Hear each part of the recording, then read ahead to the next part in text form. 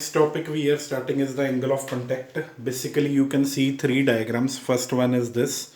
In this, the liquid is there. Top portion is called meniscus. This meniscus is concave in shape as if seen from the top side. When we shift to the second diagram, it is having a meniscus that is top surface that is a convex shape when seen from the top, and third liquid, it is having a plane surface over here. Now firstly, I will let you know regarding the definition of angle of contact, this much portion.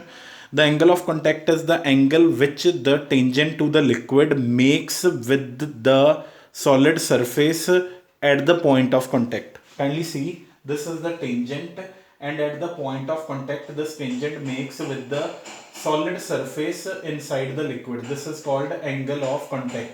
Angle of contact is acute and the meniscus is concave when adhesive force is greater than cohesive force, and the liquid used over here wets the solid surface just like water, and for water and glass combination, angle of contact will be 8 degree, that is acute angle, less than 90 degree. Now when we shift to the second, when the meniscus is convex and the theta is obtuse formed over here, that is the angle of contact. The adhesive force is always less than cohesive force, and liquid does not wet the wall of the container, just like a mercury. Glass and mercury combination we are taking. Mercury is symbolized as Hg. So here the angle of contact is 138 degree. That is greater than 90 degree. So that is the obtuse angle. Obtuse angle we can take. When the adhesive force and cohesive force both are equal, surface formed as plane, so theta is perpendicular, that is 90 degree. So that means angle of contact over here will be 90 degree.